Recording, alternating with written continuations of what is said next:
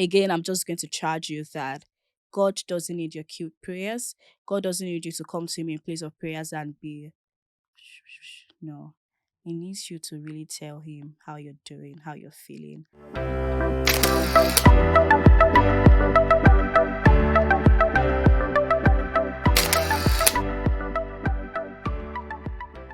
Hello and welcome to the Faith Pod. We're still on the Sold Out to Abba series. So today I'd like to talk to us about cute prayers. Yeah. What's cute prayers? I'll get into it in a bit. But let me establish some things the way I always do, as usual. So, what I would like us to take home at the end of this episode is that God does not expect you to grow spiritually on your own and give yourself the permission to go imperfectly before Him because it is His power that is made perfect in your weakness. Now, I'd like to share a story. One day, one of my friends was not feeling too well and we're taking her to the hospital. So on our way to the hospital, I asked her if she wanted me to call her mom because her mom should be there, right? And she's like, no. And I'm like, are you sure? Because aside from me not wanting Wahala, I felt like he was okay. Like he was the right thing to do was to call her mom. And she's like, no. And I'm like, why? And she said, I don't want her to be worried and I don't want her to panic, right? So maybe when I'm better, later in the evening, we can call her or tomorrow I'll tell her or never. And I'm like, yeah, that's true. Because it made sense. Because I mean, you'd not want your parents to panic or be worried about you. Imagine just getting a call that your child is there, somebody is taking your child to the hospital or somebody is rushing your child to the hospital. Every parent would panic. So when I go home and God was just telling me that what she did was okay. It was cool. I mean, I would have done the same because I do not want my parents to panic or be worried about me. After when I got home, God was telling me that God told me that that is how we operate in place of prayers, right? Um, God does not need us to be cute in our prayers all the time. God wants us to come to Him vulnerable and in our full self. Just come to Him with full expression, right? So going back to the topic, cute prayers. Now, I know there are times when you need to do the quiet kind of prayers, but there are also times when you need to go before God with all vulnerability. Now, being vulnerable is important in every relationship, like maybe with your friends, your partners, whatever relationship. It's important to be vulnerable. And it is also now very important to be vulnerable before God. And being vulnerable is just an act of opening up yourself without holding anything back.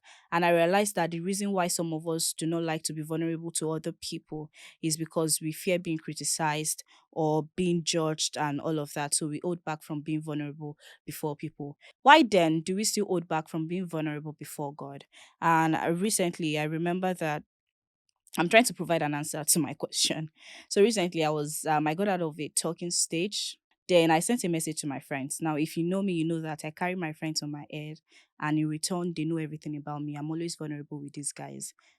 So I just sent him a message, and I'm like, another one, no to law, like so law.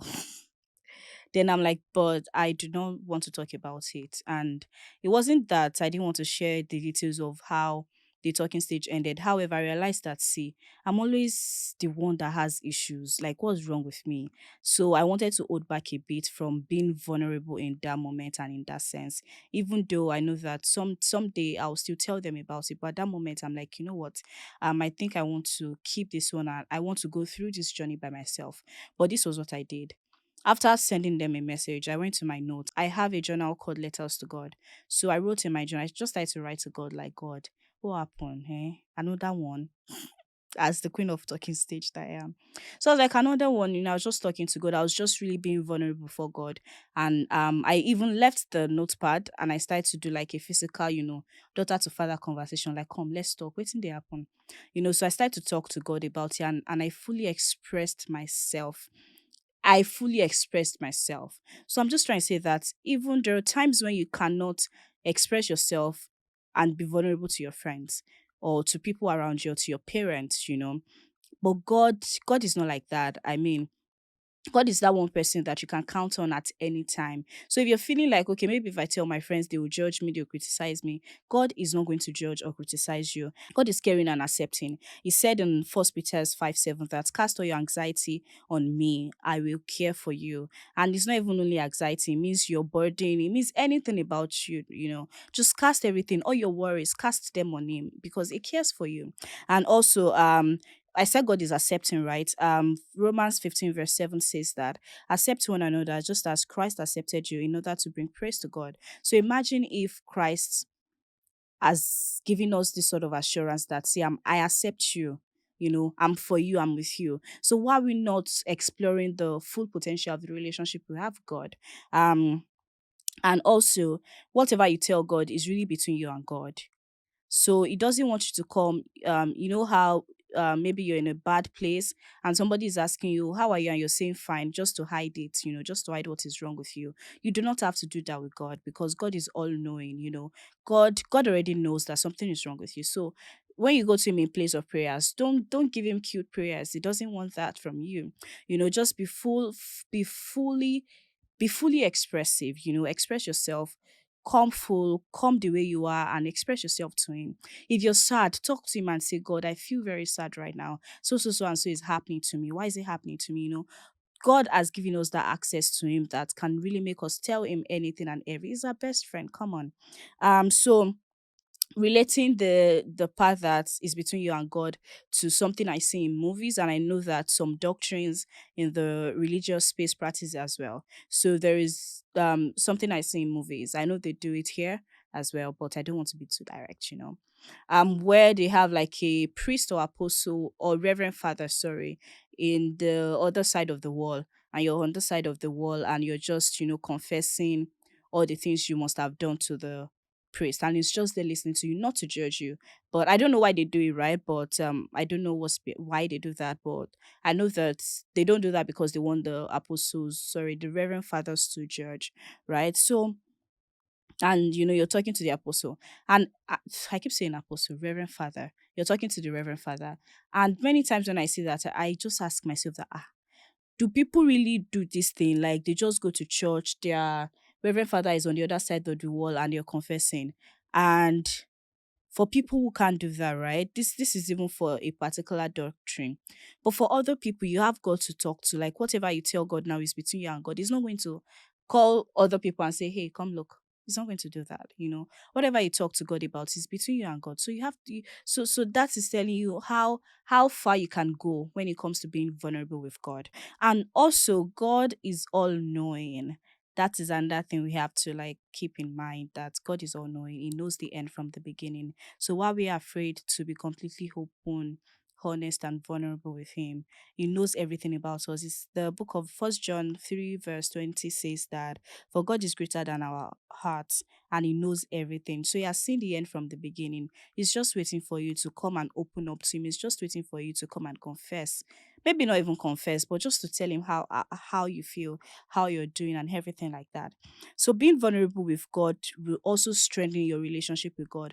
Just the same way there are levels to friendship, in the sense that I can call you my friend, but I might not be vulnerable with you. It doesn't mean that I don't have people I'm vulnerable to. So I have friends that I am vulnerable to or with, whichever one, right? And these friends are the ones that I'll call my call friends. So if the fact that what we both share as friends is because of our vulnerability, imagine what would happen if you take this same relationship to God and you're just vulnerable with God. So, similar to a relationship with your friends, vulnerable conversations with God will bring you closer to Him. And also, another thing that being vulnerable to God does to us is that it shows your dependence on Him, right?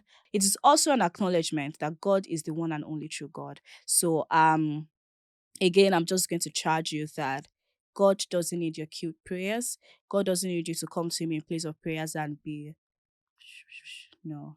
He needs you to really tell him how you're doing, how you're feeling. And he wants you to come to him with to come and have full, open, honest conversations with him. He knows something is wrong with you. He has seen it, but he wants you to say it. So be vulnerable with God. And he's not going to tell anybody. You won't even hear it outside. that Sheon came crying to me yesterday night. You won't, nobody else would know. So this is your full charge, of this is me charging you that you can really be vulnerable with God. And there is something that being vulnerable with God does.